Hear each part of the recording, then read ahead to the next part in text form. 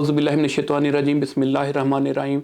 नाज़रीन, आज हम आपको जिस शख्सियत से मिला रहे हैं वो पीएमएस की तीसरी पोजीशन होल्डर हैं और बेसिकली वो एमबीबीएस डॉक्टर हैं और उन्होंने अल्लामा इकबाल मेडिकल कॉलेज से एमबीबीएस किया। उसके बाद उन्होंने मुनासिब समझा कि पीएमएस की तरफ आएँ और पीएमएस में उन्होंने माशाल्लाह मेहनत की और उसके बाद उनकी तीसरी पोजीशन इस मरतबा आई है।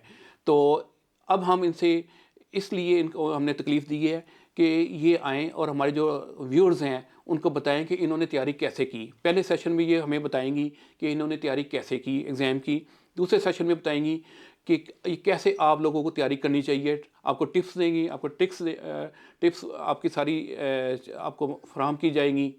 और उसके अलावा तीसरे सेशन में इंटरव्यू के बारे में वो बताएंगी कि उनका इंटरव्यू कैसा हुआ, उन्होंने तैयारी इंटरव्यू की कैसे की और आप लोगों को कैसे इंटरव्यू की तैयारी करनी चाहिए। वेलकम डॉक्टर आसफ़ा सलीम साहबा, आपका बहुत बहुत शुक्रिया कि आप हमारे फोरम पे आई और हमारे व्यूअर्स के लिए आप टाइम निकाल रही हैं और उनको बता रही हैं कि कैसे वो तैयारी करें।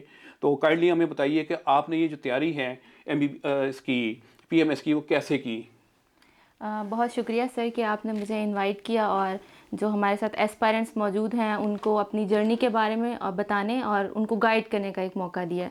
सो पीएमएस की जो मेरी जर्नी है, सबसे पहले तो during my under graduation he 4th year MBBS के तकरीबन स्टार्ट में मैंने अपना माइंड बनाया था कि मैं अपना एमबीबीएस कंप्लीट करने के बाद सिविल सर्विसेज की तरफ आना चाहती हूँ।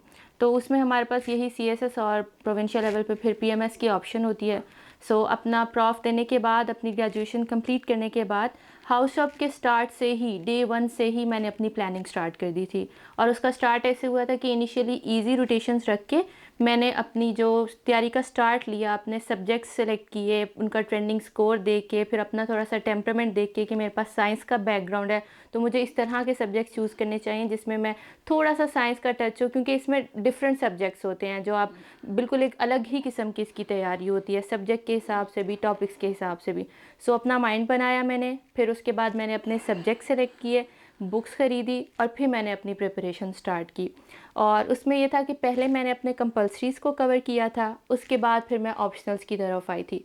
तो ड्यूरिंग हाउस जो मेरे फर्स्ट 6 मंथ्स जो थे उसमें मैं अपनी नोट्स मेकिंग की तरफ, रीडिंग की तरफ, इन चीज़ों पे मैंने ध्यान दिया। Once I was done with my the first reading कि मैंने अपनी एक दफ़ा सारी बेस बना ली है, मैंने चीज़ें समझ ली हैं, मैंने अपनी जितनी जो रिकमेंडेड बुक्स हैं उनको पढ़ लिया है, अपने लॉन्ग नोट्स बना लिए हैं।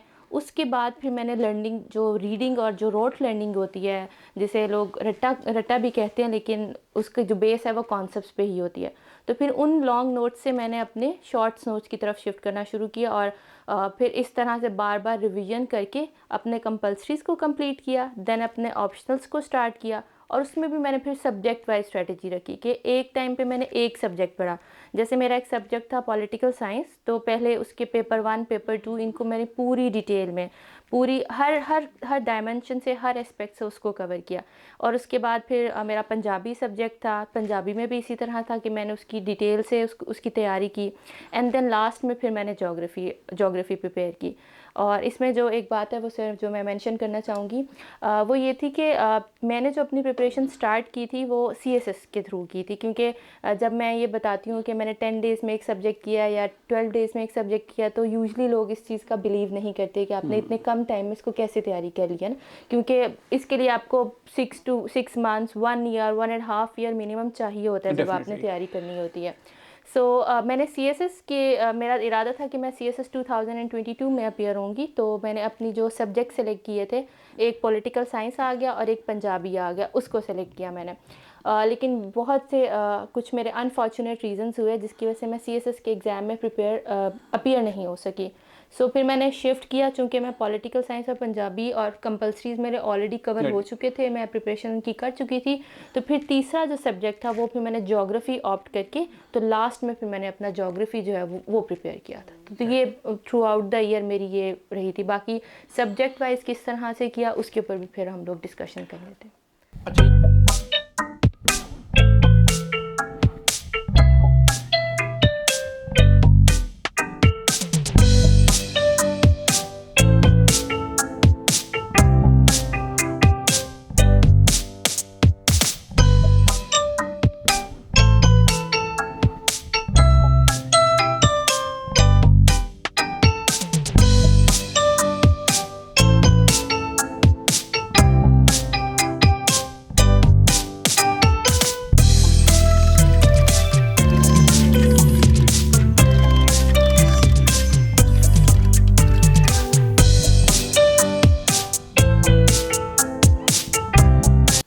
अच्छा डॉक्टर साहिबा ये बताएं हमारे जो है नाजरीन को कि अक्सर औक़ात जो स्टूडेंट हमारे होते हैं उनको प्रॉब्लम आती है इंग्लिश में, उसके बाद आती है प्रॉब्लम उनको जीके में, जनरल नॉलेज में और करंट अफेयर में। तो आप इनकी तैयारी आपने कैसे की?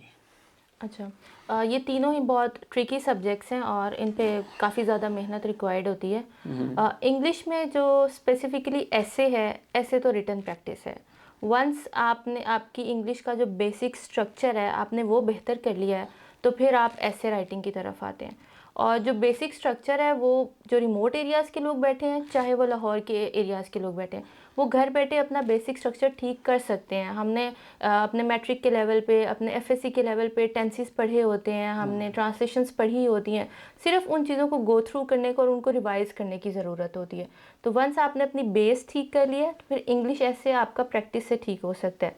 लेकिन जो ट्रांसलेशन और कंपोजिशन प्रेसी वाला पेपर है उसमें बार बार रिवीजन और उसमें प्रॉपर गाइडेंस बहुत इंपॉर्टेंट है। मेंटोर उसके लिए ज़रूरी है। एग्जैक्टली, मेंटोर ऐसा जो जो आपकी इवैल्यूएशन कर सके, ठीक है। ऐसे की भी इवैल्यूएशन कर सके और आपने जो ट्रांसलेशंस किया है या कॉम्पोजिशन का पेपर जो अटेम्प्ट किया है उसकी इवैल्यूएशन कर मतलब सके। ये जो है एवेल्यूशन जो है, वैल्यूएशन इसको आप मतलब क्लासरूम इतना ज़्यादा सक्सेसफुल नहीं है, आप इंडिविजुअल कोचिंग इसके लिए ज़्यादा बेहतर है। दोनों दोनों तरीके अप्लाई क्योंकि अपनाए क्लासरूम जा में तो सकते हैं। ज़ाहिर है वो एक हर एक की करेक्शन और इस तरह की चीज़ें करेक्शन वगैरह नहीं करा सकते। बिल्कुल। तो इंडिविजुअल जब आप मेंटोर के पास जाते हैं तो वो ज़्यादा आपको डिलीवर कर सकता है। यस, ऐसे ही होता था। मैं भी इस तरह से करती थी कि जो भी मैं अपना ऐसे लिखती थी, आउटलाइन लिखती थी, कोई ट्रांसलेशन का पैराग्राफ किया, प्रेसी की, वो मैं लिख के और उसके बाद खुद जाके अपने मेंटोर को उसको चेक करवाती थी। तो जो आप किसी भी मेंटोर से कंसल्ट करें वन ऑन वन सेशन में, वो बेस्ट, वहाँ पे आपको वो बेस्ट गाइडेंस मिल सकती है। बाकी पास्ट पेपर्स जो हैं वो बहुत ज़्यादा हेल्पफुल होते हैं। पास्ट पेपर्स के थ्रू आपको पूरा एक एनालिसिस मिल जाता है। आप किसी अच्छे पब्लिशर हैं, जैसे एडवांस पब्लिशर हैं, तो इनके कंपाइल्ड पास्ट पेपर्स होते हैं, तो आप वो पास्ट पेपर्स लें, पिछले 10 साल के 15 साल के पास्ट पेपर्स को एनालाइज करें कि किन किन डायमेंशंस और एस्पेक्ट से क्वेश्चंस पूछे गए हैं, फिर अपनी तैयारी को उस डायरेक्शन में लेके जाएं। दूसरा आपने जिक्र किया कि करंट अफेयर्स को किस तरह प्रिपेयर किया जा सकता है।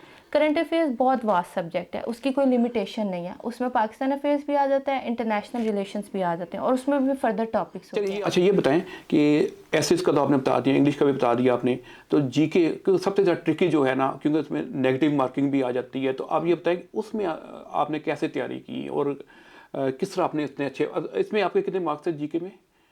जीके में मेरे 48 मार्क्स हैं। 48 मार्क्स थे। तो ये आपने कैसे तैयारी की है इसकी? अच्छा, आपने बिल्कुल ठीक बात की कि जीके जो है वो सबसे ज़्यादा ट्रिकी सब्जेक्ट है क्योंकि इसमें नेगेटिव मार्किंग होती है। तो ये सबसे ज़्यादा एस्पेरेंट्स पैनिक भी इसी सब्जेक्ट में कर रहे होते हैं। तो जो जीके के लिए बेस्ट सोर्स है वो यही है कि जितने पीपीएससी के पास पेपर्स हैं वो आपको एक बुक में कंपाइल्ड फॉर्म में मिल जाएं और उनको आप बार बार रिवाइज़ करें। फॉर एग्जांपल आप एक दिन में एक पेपर सॉल्व करें, उसमें 100 एमसीक्यू, अगले दिन आप जब दोबारा 100 एमसीक्यूज़ प्रिपेयर करें तो पिछले वाले दिन के आप 100 एमसीक्यूज़ रिवाइज़ कर लें। तो जो पीएमएस के एस्पायरेंट्स के लिए अगर जीके का कोई गेटवे होगा तो वो हमारे पास वन लाइनर मौजूद है सर इम्तियाज़ शाहिद की, मैम इकरा इम्तियाज़ की जो बुक्स हैं जी, जो जीके के ऊपर हैं, वन लाइनर्स हैं, उनको आप लें, उनको उधर देखें, उनको डिवाइड करें पोर्शंस में कि मैंने एक दिन में कितने एमसीक्यूज़ प्रिपेयर करें और उनको बार बार रिवाइज़ करें। फिर हमारे पास जीके में आपने ये प्रोसीजर अडॉप्ट किया था आपने? जी बिल्कुल। ठीक है जी, इस वक्त मेरा ख्याल में आपके लिए काफ़ी इंफॉर्मेशन आपको दे दी गई हैं। अब हम नेक्स्ट सेशन में टिप्स एंड ट्रिक्स बताएंगी और आपको बताएंगी मैडम ये कैसे आपने तैयारी करनी है, और वो ख़ास तौर पे जो बिल्कुल बिगनर्स हैं, जो ज़ीरो से शुरू करना चाहते हैं, उनका बैकग्राउंड भी इतना अच्छा नहीं है स्ट्रॉन्ग, तो उनके लिए सारा जो नेक्स्ट लेक्चर होगा वो मैडम देंगी, ताकि आपको घर बैठ के ही आपको चीज़ें पता चल जाएँ। फ़िलहाल के लिए इतना ही काफ़ी है, इजाज़त दीजिएगा, अल्लाह हाफ़िज़।